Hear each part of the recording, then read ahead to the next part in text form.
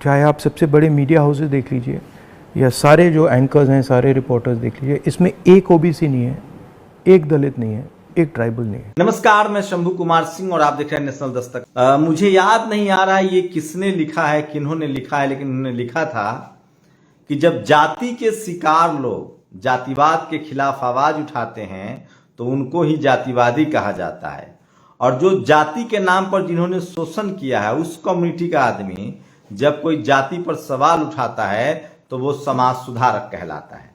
खैर, सोचिए, आज बात मैं एक राहुल गांधी और जो एक किसान समाज से हैं, ओबीसी कम्युनिटी से आते हैं, सत्यपाल मलिक, जिन्होंने बिगुल फूंक रखा है बीजेपी के खिलाफ। वो बीजेपी के ही कोटे से गवर्नर थे जम्मू कश्मीर का जब पुलवामा हुआ था।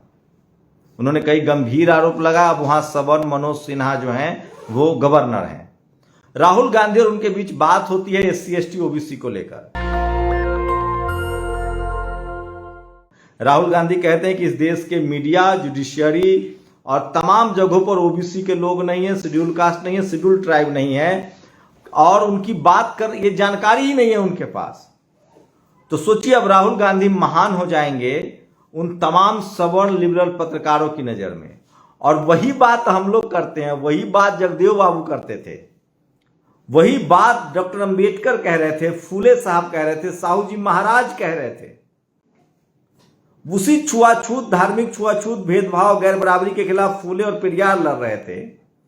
तो इनको जातिवादी कहा गया और राहुल गांधी अब महान हो जाएंगे। चलिए, मुझे कोई दिक्कत नहीं, लेकिन सवाल है कि राहुल गांधी ये बात तो बोलते हैं कि दलित नहीं है, पिछड़े नहीं है, आदिवासी नहीं है, किसान नहीं, लेकिन ये नहीं बोलते हैं कि किसकी संख्या ज्यादा है। ये भी एक तरह की बहुत बड़ी बेईमानी है। ये कहना कि इनके साथ दिक्कत है अच्छी बात है, लेकिन दिक्कत देने वाला कौन है? और राहुल गांधी ने जो ये बात कही कि इनके लोग ही सिस्टम में नहीं, इनकी जानकारी नहीं है, ये बात सच है। लेकिन मैं बहुजन नेताओं से सवाल करना चाहता हूं, जो राहुल गांधी आज दलित पिछड़ों के हितैषी बन रहे हैं, खूब बैटिंग कर रहे हैं जाति जनगणना पर, महिला आरक्षण में, एससी एसटी ओबीसी पर। अब जाकर अखिलेश यादव कह रहे हैं पीडीए पीडीए पीडीए पीडीए, पिछड़े दलित अल्पसंख्यक। यही लाइन लालू यादव की थी, यही लाइन सोनेलाल पटेल की थी, यही लाइन मान्यवर कांसीराम साहब की थी, यही लाइन जगदेव बाबू की थी, यही लाइन रामस्वरूप वर्मा की थी, यही लाइन करुणानिधि की थी, यही लाइन आज स्टालिन की है, और यही लाइन दिलीप मंडल की है, यही लाइन नेशनल दस्तक की है, यही लाइन दलित दस्तक की है। तो इन लोगों को समझना चाहिए। तो चलिए, देर सवेर ही सही, मैं फिर कह रहा हूं, इस देश में टीवी अखबार सचमुच पहले कांग्रेस का था। अरे, बीजेपी तो अभी 10 साल पहले आई है, लेकिन अब वही टीवी कांग्रेस जिसने बहुजन समाज, सोचिए, 75 सालों से बगैर टीवी अखबार के है। मैं आजादी के बाद की बात करता चाहता हूं, पिछली बातें भूलना चाहता हूं, क्या हुआ नहीं हुआ। तो सोचिए, Bahujan Samaj, SC ST OBC और किसान पिछले 75 सालों से टीवी अखबार के बगैर जी रहा है। और टीवी अखबार की ताकत देखिए। हम लोग के हाथ में जब सोशल मीडिया आया, मैं टेलीविजन में नौकरी करता था, दिलीप मंडल बड़े बड़े मीडिया हाउसेस में नौकरी करते थे, नवीन कुमार नौकरी करते थे, द बिग के एडिटर सुमित चौहान नौकरी करता था, अशोक दास ने भी नौकरी की, मीना कोटवाल भी नौकरी करती थी। तमाम जो एससी एसटी ओबीसी के पत्रकार हैं, और भी बहुत सारे लोग होंगे जिनको मैं नहीं जानता हूं, उर्मिलेश ने ही बहुत नौकरी की, लेकिन ये हमारे पहले भी बहुत पत्रकार रहे होंगे। एक सर्वे आया था 2006 में, खबरिया चैनलों की खबर, और उस समय अनिल चमरिया और जोगेंद्र यादव, इन लोगों ने सर्वे किया था, और उसके बाद एक और जितेंद्र यादव, इन लोगों ने मिलकर, और उसमें था कि दलित पिछड़े आदिवासी के पत्रकार ही नहीं हैं। और ये डिस्कोर्स शुरू हुआ और इसको धार दिया दिलीप मंडल ने, जब उन्होंने इंडिया टुडे की नौकरी छोड़ी, डिप्टी मतलब सह संपादक की। उसके बाद से सोशल मीडिया प्लेटफॉर्म आया। उस समय ऑर्कुट था, गूगल था, उसके बाद फेसबुक आया, उसके बाद ट्विटर आया, अब यूट्यूब आया, और तब जाकर बहुजन समाज के पत्रकारिता को पंख लगा। और आज हजारों एससी एसटी ओबीसी के नौजवान, युवक, महिलाएं, युवतियां अपने बहुजन समाज के संवैधानिक राजनीतिक अधिकारों की मांग कर रही है। सोचिए, मीडिया में वो ताकत है जो दोषी को निर्दोष और निर्दोष को दोषी साबित कर दे। 50 लाख लोग आते हैं कम से कम नागपुर में दीक्षा भूमि में अशोक विजयदशमी के दिन। दिखाता है कोई आपको? भारत में शायद ही कोई ऐसा धार्मिक आयोजन है जिसमें इतनी संख्या में देश विदेश से लोग आते हैं। उसका नाम है कुंभ के बाद सबसे बड़ा हर साल का आयोजन होता है नागपुर के दीक्षा भूमि, जहां बाबा साहब अम्बेडकर ने 14 अक्टूबर 1956 को दीक्षा ली थी।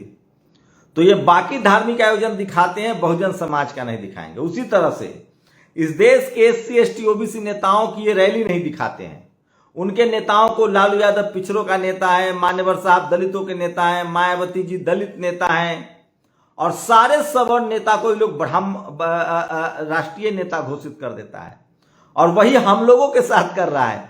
हम लोग जातिवादी पत्रकार हैं, दलित पिछड़े के पत्रकार। आज किसी ने मुझे फोन किया कि आप जातिवादी है, मैंने कहा नहीं, मैं पीड़ित के साथ हूं। तो ये है, ये इस देश का खेल है। लेकिन अब वो बात नहीं है जो राहुल गांधी कह रहे हैं। अब बहुजन समाज बहुत आगे बढ़ गया है, बोलने लगा है। सामाजिक आंदोलन घर घर में है। आज हर घर में आज मान्यवर साहब फूले, पेरियार, अंबेडकर, जगदेव बाबू, रामस्वरूप वर्मा, सोनेलाल पटेल को लोग नमन कर रहे हैं, करुणानिधि को नमन कर रहे हैं, और लोग समझने लगे हैं। और जैसे जैसे एजुकेशन का प्रचार प्रसार होगा, बहुजन आंदोलन अभी और तेज होगा। और अब तो सरकार बनाने की स्थिति में बहुजन समाज पहुंच गया है। अब तो मध्य प्रदेश में जहां जहां अब तो साफ पूछा जा रहा है कि SC ST OBC को कितने टिकट दिए हैं। गलती से भी मैं फिर कह रहा हूं, जो लोग आपको जाति के नाम पर बांटे उनसे सावधान रहिएगा कि तुम कुर्मी हो, कोयरी हो, कुशवाहा हो, यादव हो, या जो दलित समाज में जातियां उनको बांटे।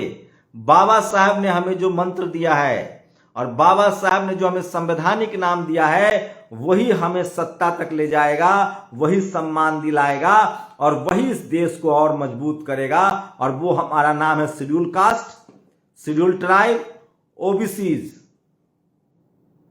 ये हमारा नाम है, और इसी को मान्यवर कांसीराम साहब ने बहुजन कहा है। SC ST OBC अल्पसंख्यक समाज के गठजोड़ को बहुजन कहा है, और यही 85% है। और जिस दिन SC ST OBC और अल्पसंख्यक समाज बहुजन बनकर वोट करेगा, तो वोट से लेंगे CM PM और आरक्षण से लेंगे SP DM। मैं फिर कह रहा हूं, बहुजन समाज किसी के खिलाफ नहीं है। ये अपना अधिकार चाहता है, ये अपनी भागीदारी चाहता है। जो संविधान में जितना अधिकार है बस उतना ही चाहता है।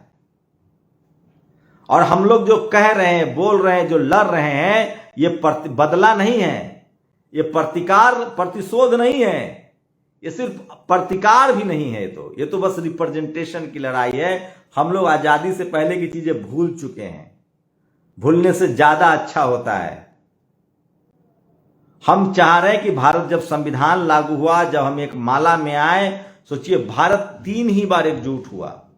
अखंड भारत जिसको कहते हैं, घनानंद का भारत, चंद्रगुप्त मौर्य का भारत, सम्राट अशोक का भारत, और उसके बाद मुगलिया दौर में कुछ भारत एकजुट हुआ, और उसके बाद अंग्रेजों के दौर में एकजुट हुआ।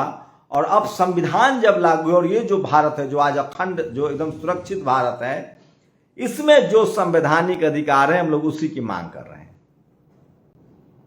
इस देश में संविधान अक्षरंश लागू होना चाहिए।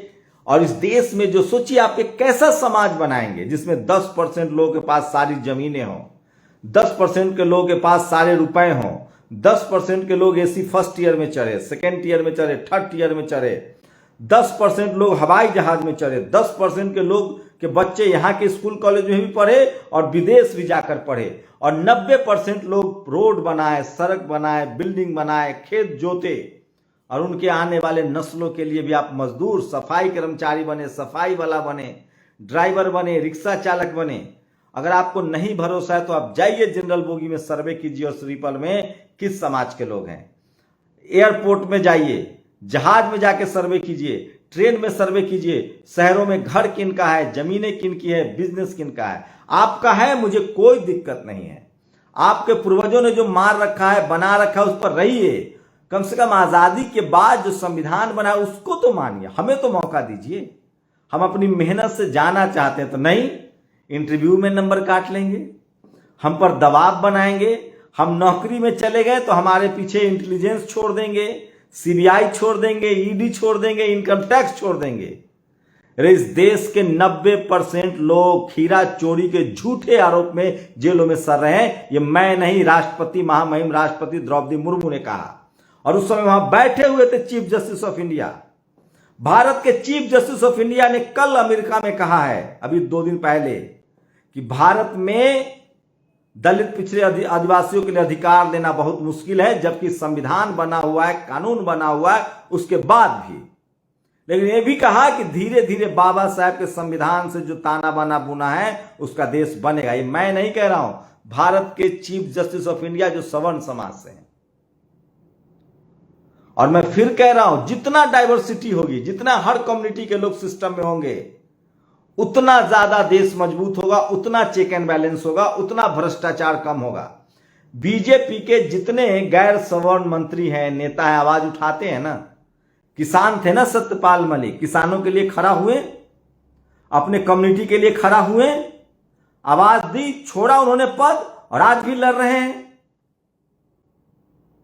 तो इस देश में जो डाइवर्सिटी होगी ना, चपरासी से लेकर चीफ जस्टिस तक, high court, supreme court, media, judiciary, college, university, bureaucracy, business, जब हर जगह डाइवर्सिटी होगी तो उससे यह होगा कि किसी की मोनोपोली नहीं होगी, एकाधिकारवाद नहीं होगा, और कोई किसी के साथ अन्याय करने से पहले 1000 बार सोचेगा कि नहीं, उसके भी सीएम पीएम है, उसके भी एसपीडीएम है, उसके भी कलेक्टर है, और तब चेक एंड बैलेंस बनेगा, जो हमारे संविधान की मूल धारणा है। तब भ्रष्टाचार खत्म होगा, तब डेमोक्रेसी मजबूत होगी, तब भारत मजबूत होगा, जब भारत के लोग मजबूत होंगे। इसीलिए आरक्षण, रिजर्वेशन, संविधान और डाइवर्सिटी जरूरी है। एक ही तरह के लोग, एक ही धर्म के लोग, एक ही जाति के लोग, एक ही विचारधारा के लोग जब सिस्टम में कब्जा कर लेंगे तो वो बाकी लोगों को रौंद देंगे। समझ लीजिए इस बात को, गांठ बांध लीजिए। अगर एक ही जाति, एक ही धर्म, एक ही विचारधारा के लोग का सिस्टम पर कब्जा हो जाएगा तो आपको गुलाम, बाकी लोगों को गुलाम बना लिया जाएगा। और उस विचारधारा में भी जो लोग रहेंगे उनको भी गुलामी करनी पड़ेगी, क्योंकि तब आपकी जाति देखी जाएगी, कहीं ना कहीं आपको डिफरेंशिएट किया जाएगा। जब एक ही धर्म और एक ही जाति के लोग का कब्जा हो जाएगा तो उसी धर्म के दूसरी जातियों के लोगों का शोषण जाति के नाम पर होगा, बाकी लोगों का शोषण धर्म के आधार पर होगा। अगर एक ही जाति और एक ही धर्म के लोग जो आज सिस्टम पर कब्जा किए हुए, आप सब जानते हैं वो कौन है, उनकी संख्या कितनी है, जाति जनगणना करवा ले, दूध का दूध और पानी का पानी हो जाएगा। और इसीलिए भेदभाव चल रहा है, और इसीलिए ये सारी तकलीफें हैं, क्योंकि जाति के नाम पर, एक ही जाति के लोग हैं तो जाति के नाम पर अत्याचार करते हैं, और एक ही धर्म के लोग हैं तो बाकी लोगों से धर्म के नाम पर, जो जाति के में सूट नहीं करता है, उनको धर्म के नाम पर अत्याचार करते हैं, अपने ही धर्म वालों से जाति के नाम पर अत्याचार करते हैं। इसीलिए संविधान और डाइवर्सिटी बहुत जरूरी है। और राहुल गांधी, पता नहीं उनको अब पता चला होगा, हम लोग तो लगातार फुले, पेरियार, अंबेडकर, साहू जी महाराज, बाबा साहेब, रामस्वरूप वर्मा, जगदेव बाबू, रामस्वरूप वर्मा, इन सबको पढ़ते रहे और जान रहे हैं, और सब लिखा हुआ है। फुले की गुलामगिरी में लिखी हुई है, सच्ची रामायण में लिखी हुई है बातें हैं, भारत के संविधान में सब प्रावधान किया गया है। पढ़िए जाके आप। राहुल जी को पढ़ना चाहिए मुर्दहिया, राहुल जी को पढ़ना चाहिए जूठन, राहुल जी को पढ़ना चाहिए एनालिसिस ऑफ कास्ट,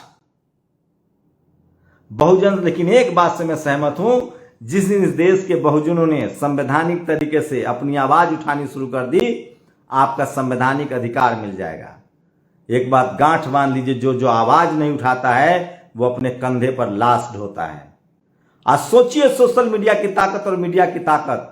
पिछले 75 साल से फिलिस्तीन जुल्म सह रहा है, फिलिस्तीनी लोग, और इजराइल अपने आप को कहता था कि हम पर हमला होता है आतंकी। आज दूध का दूध और पानी का पानी हो गया कि दरअसल आतंकी हमला इजरायली है, जो गरीब लोगों को और निर्दोष लोगों को मार रहा है।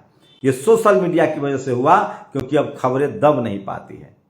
भारत में भी ऐसा ही हो रहा है। SC ST OBC किसान कम्युनिटी के लोग सोशल मीडिया की वजह से जागरूक हैं और अपने संवैधानिक अधिकारों के लिए सजग हैं। आप लोग अपनी प्रतिक्रिया जरूर दीजिए। शुक्रिया।